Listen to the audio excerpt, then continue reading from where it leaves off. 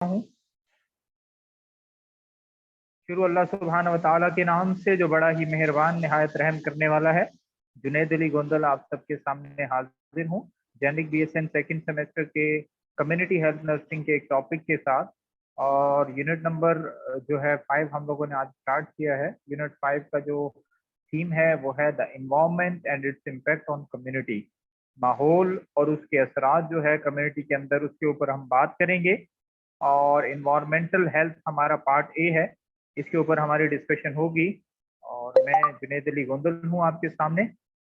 ये हमारे आज के ऑब्जेक्टिव हैं और जो है इन ऑब्जेक्टिव को हम फुलफिल करने की कोशिश करेंगे। और इन ऑब्जेक्टिव के मुताबिक ये है कि आज जो हम पढ़ेंगे उसमें ये डिस्कस होगा कि इन्वायरमेंट क्या है, इन्वायरमेंट के कंपोनेंट्स क्या हैं। ये सारी चीज़ें हम इस सब्जेक्ट में या आज के लेक्चर में जो है देखेंगे। तो चलते हैं, व्हाट इज इन्वायरमेंट। तो इन्वायरमेंट की अगर डेफिनेशन की जाए तो इन्वायरमेंट क्या होता है, नाम देते हैं environment all that which is external to man. मतलब हर वो चीज जो एक्सटर्नल हमारे इर्द गिर्द है, करीब करीब है, जो हमें दिख रही है, नजर आ रही है, जिसको हम छू सकते हैं, जिसको हम जो है देख सकते हैं, हमारे सराउंडिंग में जो चीज है वो इन्वायरमेंट कहलाती है।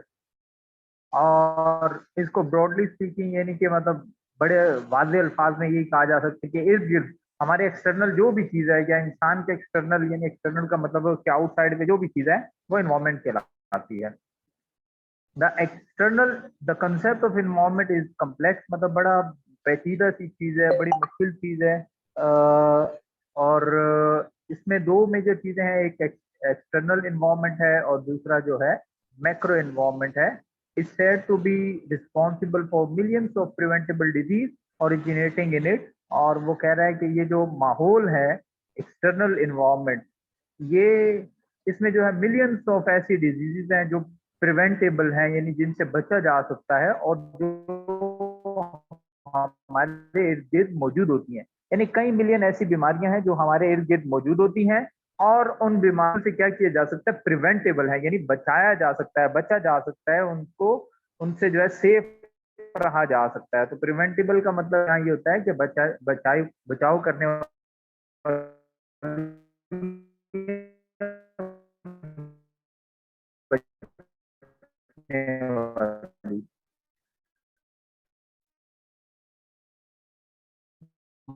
माइक्रो इन्वायरमेंट क्या है, इधर डूब दिया जाता है। Micro environment internal environment is sometimes for the environment inside the body. अब देखिए जी, एक चीज तो वो हमने देखी कि हमारी मैन के सराउंडिंग जो है वो इन्वायरमेंट है। फिर ये कहा जा रहा है कि एक इंटरनल इन्वायरमेंट है। ये कहते हैं हम कि जो मैन है उसके अंदर जो चीजें हैं, मतलब हमारी बॉडी के अंदर जो टेम्परेचर है, जो लाइनिंग है, जो उसकी जो है क्या नाम है, इंटरनल इन्वायरमेंट का। फिर इसी तरह एक्सटर्नल इन्वायरमेंट है। तो एक्सटर्नल इन्वायरमेंट का मतलब ये है कि all that is external to the individual human, मतलब हर वो चीज जो एक्सटर्नल साइड पर है किसके, individual human host, living and non living, किसी भी होस्ट के, किसी भी लिविंग के और किसी भी नॉन लिविंग के जो एक्सटर्नल है चीजें, and with which he is in constant interaction. और वो मजीद चीजें जो कि कांस्टेंट होती हैं इंसान के इंटरेक्शन के साथ, यानी जिससे जो है मुस्तकिल जो है इंटरेक्ट होता है एक इंसान, उसको हम नाम देते हैं एक्सटर्नल इन्वायरमेंट का। अब हमारे पास एक एपिडेमियोलॉजिकल ट्रेट है। वो ट्रेट क्या है कि इन्वायरमेंट को जो है तीन मेजर चीजों में डिवाइड किया गया है। और वो कौन कौन सी है, वेक्टर है, होस्ट है और एजेंट है। अब हम वन बाय वन इसको देखेंगे कि वेक्टर क्या है, होस्ट क्या है और एजेंट क्या है। ये इन्वायरमेंट है। और इन्वायरमेंट जो है आपका फिजिकल, बायोलॉजिकल और साइको सोशल जो है सराउंडिंग होती है। और ये इन्वायरमेंट आपकी एक्टिविटीज और आपके हेल्थ के ऊपर इम्पैक्ट होता है। यानी कि ये जो एक्टिविटीज आप करेंगे, अपने माहौल के साथ वो चीजें, यानी वो एक्टिविटीज जो है वो आपके हेल्थ के ऊपर इम्पैक्ट रखेंगी। यानी आपकी एक्टिविटी जो है, फर्ज करें हैंड वॉशिंग की है, मतलब हैंड वॉशिंग क्या है, एक एक्टिविटी है, एक जो है मैं ये कहूंगा कि एक एक्शन है। अगर ये एक्शन आप करेंगे परफॉर्म, यानी ये ह्यूमन एक्टिविटी आप परफॉर्म करेंगे, तो इस एक्टिविटी की परफॉर्मेंस की बेस पर जो है इन्वायरमेंट के अंदर जो भी आपका इंटरेक्शन होगा, उस इन्वायरमेंट की इंटरेक्शन के बाद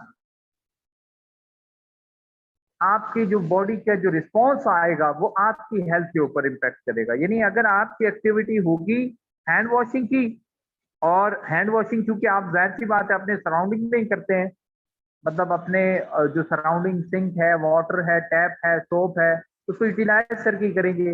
अब एक्टिविटी करने से हुआ क्या कि आपने अपने माहौल को साफ किया, यानी अपने इर्द गिर्द को साफ किया, अपने आप को साफ किया, और उस साफ करने से क्या हुआ, आपकी हेल्थ जो है वो इंप्रूव हुई या हेल्थ जो है मेंटेन रही। हेल्थ इन्वायरमेंट के कुछ कंपोनेंट्स है जो पीछे भी बात की कि फिजिकल है, बायोलॉजिकल है और साइको सोशल है। तो फिजिकल क्या है, फिजिकल मतलब जिस्मानी को या जिस्म को कहते हैं।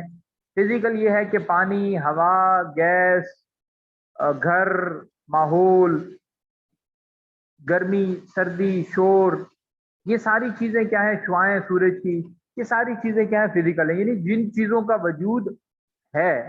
बायोलॉजिकल क्या है, हम अब माइक्रो ऑर्गेनिज्म जितने भी हैं, या पैथोजेंस जितने भी हैं, या जितने भी जो है इंसेक्ट्स हैं, रूडेंट्स हैं, एनिमल्स हैं, प्लांट्स हैं, यानी कि जिनके अंदर जो है लिविंग कंपोनेंट्स मौजूद हों, जो जिंदा, जिन्हें हम जो है बायोलॉजी के अंदर कंसीडर करें तो उनको हम बायोलॉजिकल कंपोनेंट्स कह सकते हैं। जैसे आपको मिसाल दे दी कि इंसान, हम खुद क्या है, एक बायोलॉजी है, यानी जिंदा चीज है। बैक्टीरिया, वायरस, प्रोटोजोआ, फंगी और एनिमल्स जितने हैं, जितने भी बर्ड्स हैं, जितने भी हमारे पास जो इंसेक्ट्स हैं, और जितने भी हमारे पास जो है बोटॉनिकल यानी प्लांट से रिलेटेड या हाउस से रिलेटेड कंपोनेंट्स हैं, वो क्या कहलाते हैं, बायोलॉजिकल कहलाते हैं। फिजिकल क्या, पानी, बिजली, गैस, हवा, धुआं, सूरज की छुआएं और शोर, रोशनी। और बायोलॉजिकल क्या है, इंसान, परिंदे, जानवर, पौधे, जरासीम, कीड़े मकोड़े, अशरात, ये सारी चीजें उसमें आती है। अब तीसरी चीज क्या है कंपोनेंट के अंदर, वो है साइको सोशल। अब साइको की बात की जाए तो साइको क्या है, आपकी थिंकिंग है, आपका बिहेवियर है, आपका एटीट्यूड है, आपकी जो है एक्टिविटी है। और सोशल क्या है, आपकी सोसाइटी है, यानी आप अपनी सोसाइटी के अंदर जो थिंकिंग, जो बिहेवियर, जो एटीट्यूड, जो प्रैक्टिस करते हो, उसको हम नाम देते हैं साइको सोशल। तो ये क्या है, कल्चरल वैल्यूज हैं, कस्टम्स हैं, बिलीफ्स हैं, हैबिट्स हैं, एटीट्यूड्स हैं, मॉरल्स हैं, रिलीजन्स हैं, एजुकेशन, लाइफ सेफ्टी है, कम्युनिटी लाइफ है। जी, साइको सोशल का मतलब ये कि आपकी कल्चरल जो वैल्यूज हैं, आपके जो कस्टम्स हैं, अब कस्टम्स की बात ये है कि आपके जो आबाओ अजदाद हैं, आपकी जो बिलीफ्स हैं, जो यकीन है, आपकी जो हैबिट्स हैं यानी आदात हैं, आपके जो रवैये हैं जिन्हें हम एटीट्यूड्स का नाम देते हैं, आपके मोरल्स हैं, यानी कि आपकी जो मतलब स्टिमुलाई है किसी भी काम करने की, वो सारी चीजें क्या है, साइको सोशल है। और इन सारी चीजों की वजह से क्या करते हैं आप, अपने इन्वायरमेंट को क्लीन करते हैं। जैसे आपका कल्चर है कि मतलब माहौल को साफ रखना है, आदत है कि सफाई सुथराई रहनी चाहिए, यकीन है कि सफाई निस्फ़े ईमान है, हैबिट ये कि हैंड वॉश करके खाना खाना है, एटीट्यूड ये है कि अच्छे ड्रेस पहनना है। तो ये सारी चीजें क्या कहलाती हैं, आपके साइको सोशल एटीट्यूड या जो है कंपोनेंट में आती है। तो तीन कंपोनेंट हमने देखे, पहला फिजिकल, दूसरा बायोलॉजिकल और तीसरा psycho social. The environment is all external condition सर्कम्स। अब एनवायरमेंट क्या है, ये सारी एक्सटर्नल चीजें हैं, माहौल है, और ये क्या करता है, इन्फ्लुएंस करता है surrounding and effect the growth of and development of any organism और कम्युनिटी। और ये क्या करता है, किसी भी कम्युनिटी के अंदर जो है असर रखता है, मुतासिर करता है किस चीज को, ग्रोथ को, डेवलपमेंट को, किसी भी ऑर्गन की या किसी भी ऑर्गेनिज्म का मतलब कोई भी जिस्म की या कोई भी कम्युनिटी की। Environment health is the study and management of environmental condition। environmental health क्या है, ये वो स्टडी है और ये वो मैनेजमेंट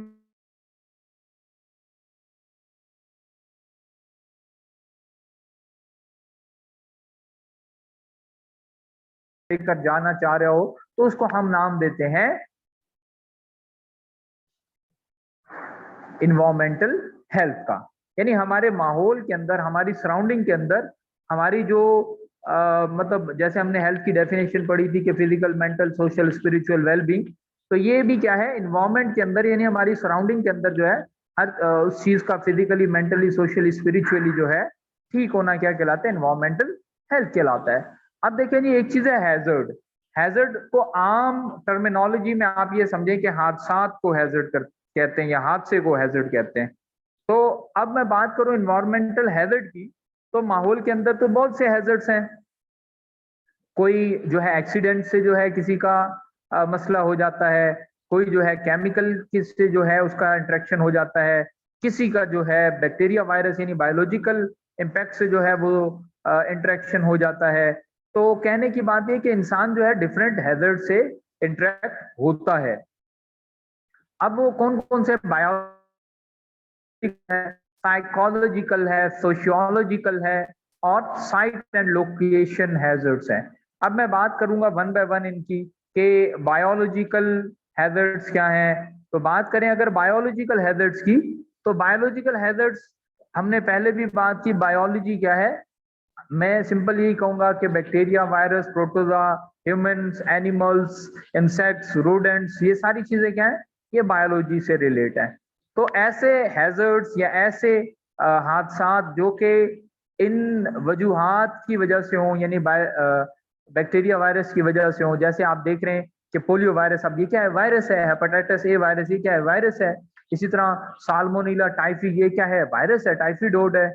इसी तरह शिजीला वायरस है, कॉलरा है, एमोबिक डिसेंट्री है। तो ये सारी चीजें क्या है, पैथोजेनिक हैं या बैक्टीरियाज हैं या बायोलॉजी के अंदर आते हैं। तो ऐसे हैजर्ड्स जो कि बैक्टीरिया, वायरस, प्रोटोजोआ की वजह से उनको नाम दिया था biological hazards.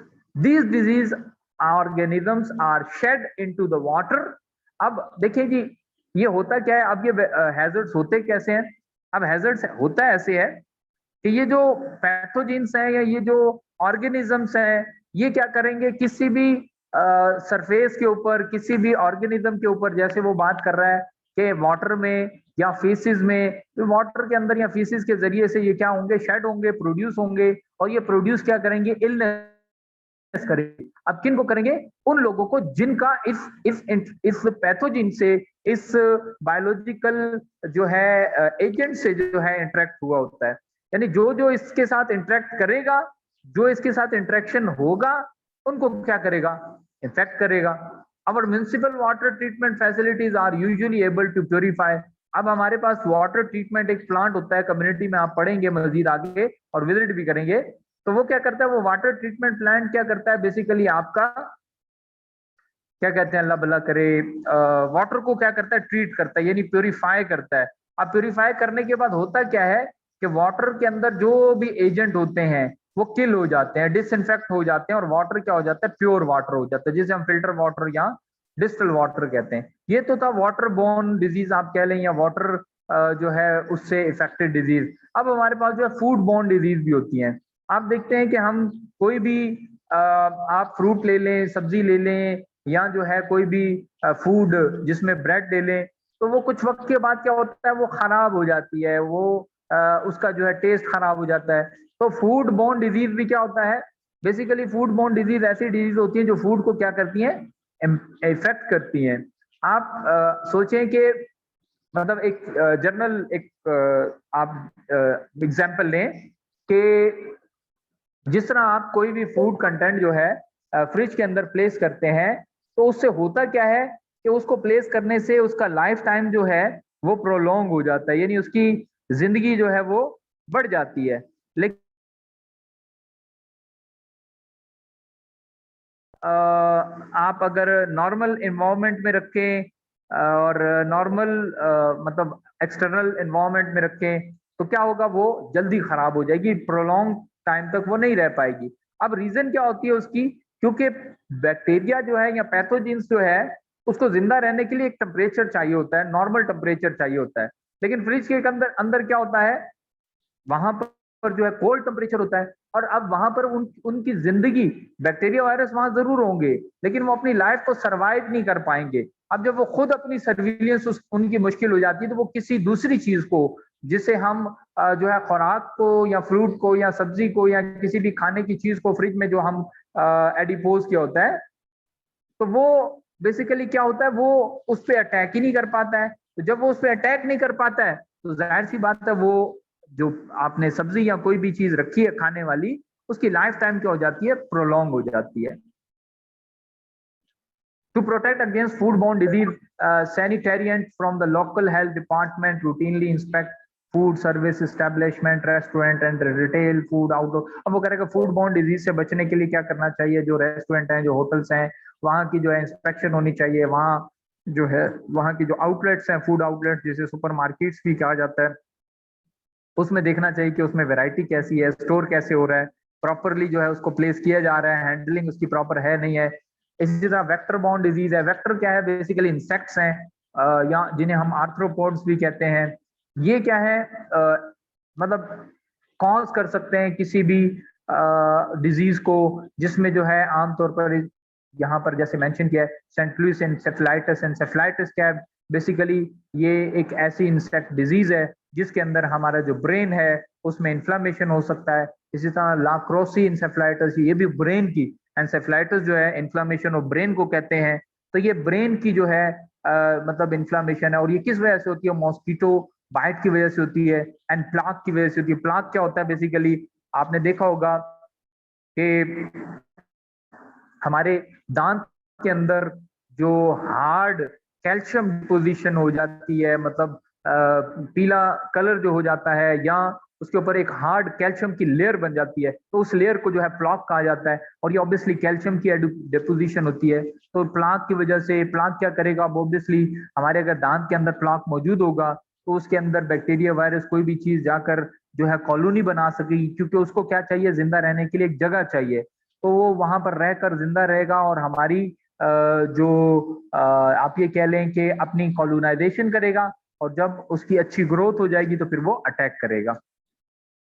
Improper environment management can cause the vector borne disease. अब देखें, जैसे इसने ऊपर मॉस्किटो की बात की और जो है प्लॉक की बात की, तो अब ये क्या है, ये फ्लाइज या मॉस्किटोज या प्लाक होने से क्या होगा, बेसिकली आपको डिजीज होंगी। और डिजीज में इसने मेंशन कर दिया कि जो है सेंट लुइस एंसेफेलाइटिस है, लाक्रोजी एंसेफेलाइटिस है, यानी ब्रेन की इंफ्लेमेटरी डिजीज आपको कॉज कर सकती हैं। अब इससे बचने के लिए क्या है, आप ऑब्वियसली जो है सैनिटेरियन का मतलब आप वही बात है, सैनिटरी या सफाई सुथराई जिसे आप कहते हैं, हेल्थ डिपार्टमेंट रूटीनली इंस्पेक्शन करे रेस्टोरेंट की, फूड स्ट्रीट की, क्योंकि जब खाने वाली चीजों के ऊपर ही मच्छर मक्खी वगैरह बैठेंगे तो ऑब्वियसली आपकी बॉडी क्या होगी, इंपैक्ट होगी। ये था हमारे पास biological hazards.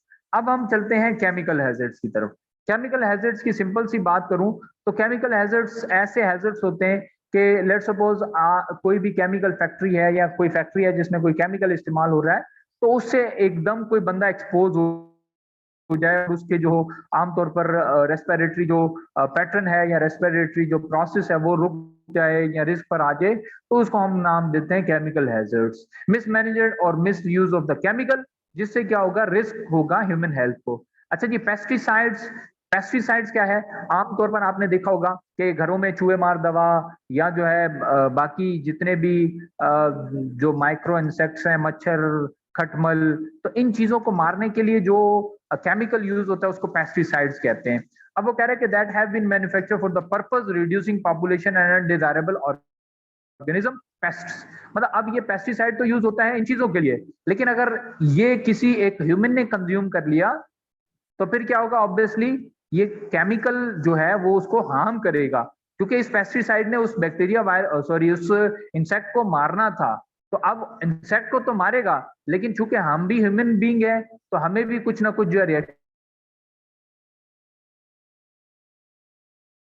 Pesticide are herbicides and insecticide, मतलब ये इंसेक्ट्स वगैरह को किल करने के लिए। इंसेक्टिसाइड्स का मतलब जैसे सुसाइड होता है बेटा, तो इसी तरह इंसेक्टिसाइड्स का मतलब यहाँ पर ये कि इंसेक्ट्स को किल करने के लिए। Most pesticide kill non target organism as well as the target of the pest speech. मतलब अब जाहिर सी बात है, आपने एक स्प्रे किया है जो कि मॉस्किटो स्प्रे है।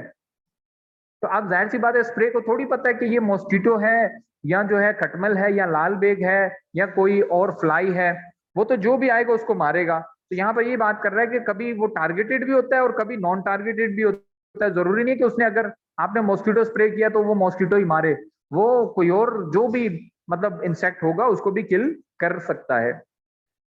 दवाई use to pesticide can protect human health and agriculture crops. अगर इसका अच्छे तरीके से सही तरीके से इस्तेमाल करें, यानी केमिकल का सही तरीके से इस्तेमाल करें, तो हम इंसानों को भी बचा सकते हैं और अपने ज़राअत या सनत को भी बचा सकते हैं। एनवायरमेंटल टबैको स्मोकिंग, ये भी अब देखें ईटीएस जिसे हम कहते हैं। अब देखें एक चीज है फर्स्ट हैंड स्मोकर और एक चीज है second hand smoker. First hand smoker वो स्मोकर होता है जो खुद स्मोक कर रहा होता है। अब वो जो स्मोक कर रहा है वो तो नुकसान अपना कर ही रहा है। सेकंड हैंड स्मोकर क्या होता है कि अब स्मोक कोई और कर रहा है, लेकिन जाहिर सी बात है जो स्मोक है जिसे हम धुआं कहते हैं, तो वो स्मोक बेसिकली दूसरा इंसान भी तो रेस्पिरेशन में या ब्रीदिंग में ले रहा होता है, क्योंकि उसी कमरे में वही इंसान होता है और वही हवा जो है वो अपने सांस में लेके जाता है।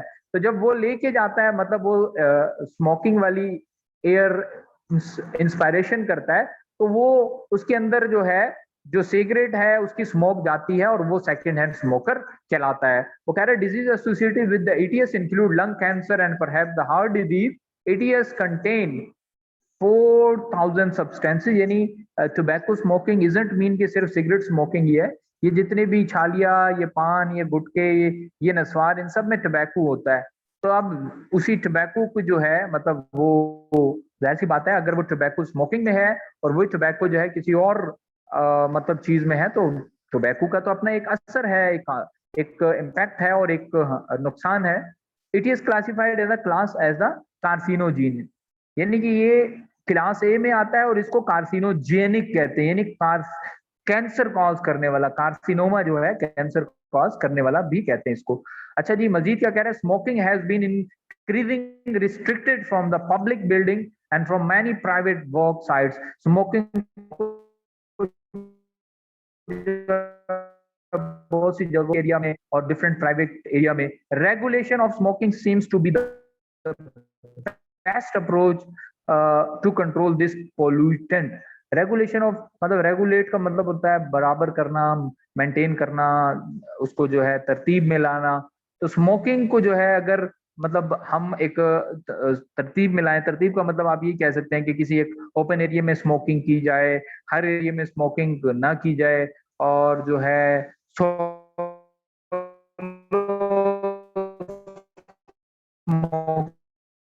की जाए।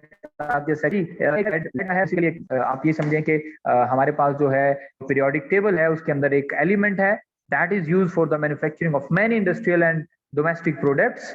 Health problem associated with that over exposure to lead are anaemia. अब देखें जी, लेड ऐसा एलिमेंट है जो इंसान इससे ज्यादा एक्सपोज होता है उसको क्या हो जाता है, एनीमिया होता है। एनीमिया अब क्या है, डेफिशिएंसी ऑफ एचबी यानी हीमोग्लोबिन की कमी, या आम अल्फाज में इसको मैं कहूंगा खून की कमी।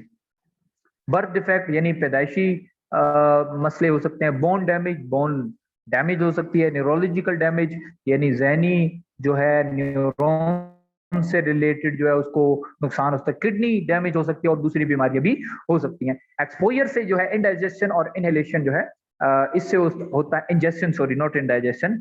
इसका एक्सपोजर कैसे होता है, लेड या तो सांस के जरिए से आप इन कर सकते हैं या इंजेक्शन यानी खुराक के जरिए से। Children are particularly at risk from eating, peeling lead paint.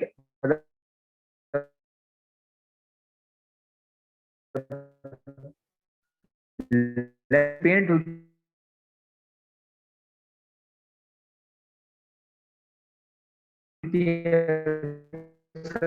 इसको very level among young children declined significantly between 1984 and 1995. 1984 में जो है यंग चिल्ड्रन के अंदर जो है इसकी बहुत ज्यादा रेशो देखी गई थी, primarily because the removal of lead from the gasoline. और इसकी रीजन ये थी कि जब गैसोलीन जिसे हम आमतौर पर मिट्टी का तेल कहते हैं उससे जो है जब लेड को रिमूव किया जाता था, तो वो रिमूविंग के प्रोसेस के दौरान जो है लेड जो है सांस के जरिए से या कोई भी जो है एक कतरा